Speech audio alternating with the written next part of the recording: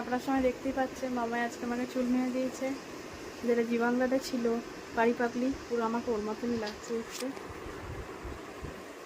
না না, মামাই কিন্তু ভীষণ ভালো চুল বাঁধে। তো আপনারা যদি চান মামায়ের কাছে আসতে পারেন, মামায়ের অনেকগুলো সেলুন আছে।